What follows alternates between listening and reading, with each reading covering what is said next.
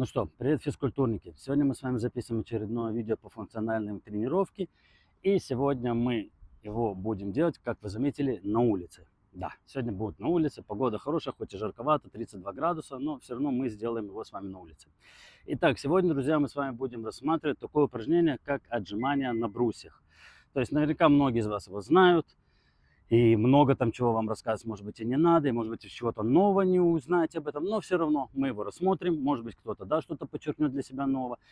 И кроме всего этого мы с вами рассмотрим его 3 периодизации. Понятно, что там есть намного больше, но мы, как по мне, такие основные переходы от одного уровня к следующему.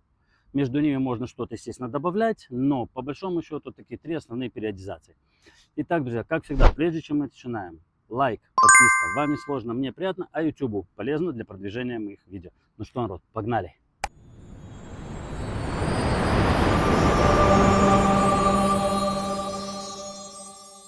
Итак, друзья, первое, что мы с вами рассмотрим, это отжимания от, в данном случае это такие брусья низкие. Это также можно делать, естественно, на каких-то коробках или на какой-то низкой возвышенности, которая выступает. Окей, это такой первоначальный, самый первый уровень и самый простой. Итак, друзья, что нам нужно сделать? В первую очередь мы должны упереться, там, коробка или что у нас есть. В данном случае у нас параллельные низкие брусья. Окей, упираемся руками, выпрямляем ноги вперед. Окей, наше тело находится как можно ближе к брусьям. И все, что нам нужно здесь сделать, это согнуть руки, опуститься как можно ниже и подняться наверх. Можно, кому чуть сложновато с прямыми ногами, чуть-чуть подсогнуть ноги и делать это в таком вот варианте. Окей, но наша цель опуститься как можно ниже и выпрямиться. Такой, друзья, самый первоначальный уровень, да, скажем, level 1, для того, чтобы начать делать отжимания на брусьях.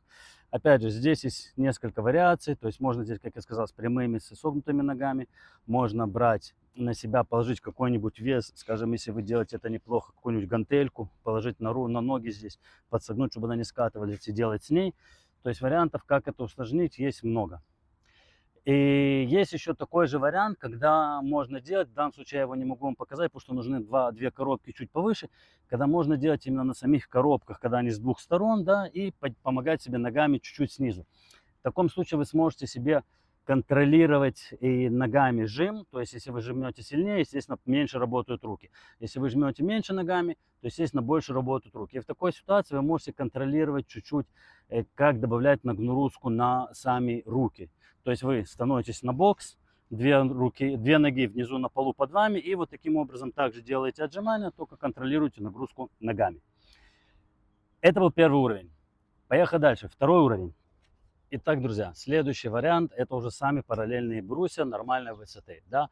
Естественно, сразу поделав такие на низких уровнях, на низких брусьях с упором на ноги, все такое, вы не можете сразу оттуда перепрыгнуть сюда, но если вы там уже достаточно делаете, добавляете веса, можете даже на, как я сказал, на каких-нибудь 2 коробках, может быть, 1-2 раза отжаться, совсем легко касаясь ног, вы можете попробовать начинать переходить дальше, уже тренироваться на таких брусьях. И в самом начале вы можете использовать резинку. Мы не будем сегодня показывать, все то же самое, просто цепляем резинку, ложим их под колени, и она нам помогает нас выталкивать вверх. И это как переходной еще вариант, который вы, да, можете использовать, но по большому счету у нас сегодня интересует просто как следующий level 2, скажем так. Да, level 2 это вот, чтобы делать на брусьях. То есть наша цель на брусьях, мы повисли, да, мы отжались вниз, перешли параллель плечами, выжили вверх. Окей, то есть работа на брусьях стандартная, многие из вас ее знают, или чего тут. Конечно, сложное упражнение, на самом деле, ничего сложного, это было слишком уж, да, оно достаточно сложное упражнение, особенно когда только учишься его делать, но, в общем-то, то же самое вы делаете, если вы поначалу ставите резинку, и все то же самое. Тут есть немножко, сразу скажу, таких 2 вариантика, да, один больше работает на плечи и трицепс, второй больше работает на плечи и нижнюю грудь. Окей, то есть, если мы хотим больше работать на трицепс, мы как можно более ровно стоим и опускаемся вниз. Если мы хотим больше работать на грудь, это надо чуть-чуть уже нагибаться телом вперед и выжиматься вот приблизительно в такой вот позе. Просто здесь не очень удобно, потому что они параллельные. А для груди хорошо, чтобы они были чуть-чуть, знаете, вот так вот под углами и чуть пошире, чтобы руки шли не параллельно телу, а уходили чуть в стороны. Тогда это больше будет работать еще и дополнительно на грудь. Так, то есть это упражнение для груди уже такое практически. Но нас интересует обычный, параллельный. Это то, что мы делаем. Это был наш уровень 2. Поехали дальше к третьему и к последнему.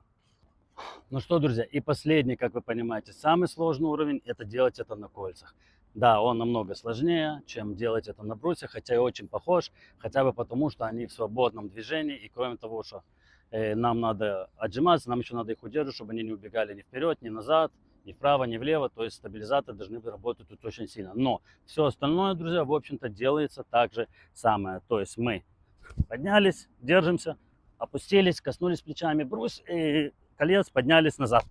Единственный какой, да, нюанс здесь есть, это если делать это совсем правильно, то это надо делать, как делают гимнасты. То есть, если вы знаете и замечали, гимнасты, когда они делают что-то на кольцах, неважно что, когда они выжимают, они всегда вот так вот разворачивают руки.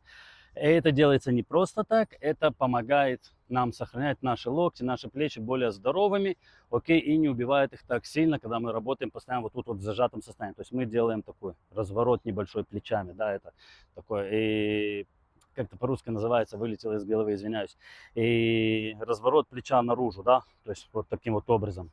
И то есть это просто сохраняет, это как-то один гимнаст рассказывал про это, и по большому счету это просто сохраняет наши локти, наши плечи в более здоровом состоянии. Но на самом деле вот само это вот выкручивание, оно тоже надо учиться его делать. Оно не так просто, как кажется, делается, и надо просто к нему предречиться, так скажем, да. То есть, в общем-то, здесь мы должны находиться в положении, когда наши руки развернуты, опускаясь мы сворачиваем их, поднимаясь мы разворачиваем их. Окей, видите, вроде бы у меня немного получается, но все равно достаточно тяжело, и руки немножко бегают туда-сюда. Вот, и это последний уровень, самый сложный.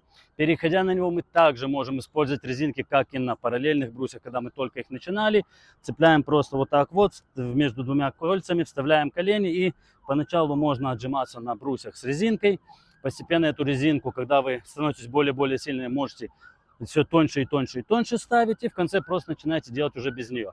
Обычно я всегда говорю, что если вы используете где-то резинки, надо найти какой-то номер, после которого вы меняете, какое-то количество повторений, какое-то количество повторений, после которого вы можете уже изменить, поменять резинку на более тонкую. То есть у меня это 5 повторений. Неважно, это подтягивание, это брусья, или там еще какое-либо упражнение, где я использую резинки или учу людей с резинками что-то делать, да. Если человек смог сделать 5 чистых, хороших повторений, которые мне нравятся, мы меняем резинку и уходим на следующий, более слабый уровень. То есть на более низкий уровень в смысле резинки и более сильный уровень в смысле нас самих. Да? Потому что чем тоньше резинка, тем больше мы включаем в работу наши силы, наши мышцы, и тем сложнее нам, естественно, благодаря этому становимся сильнее. Так что у меня такой подход к этому. Вы можете найти какой-то свой подход, если вы кого-то учите. Или можете попробовать мой, если учите кого-то или сами учитесь. Ну что, друзья, на этом все.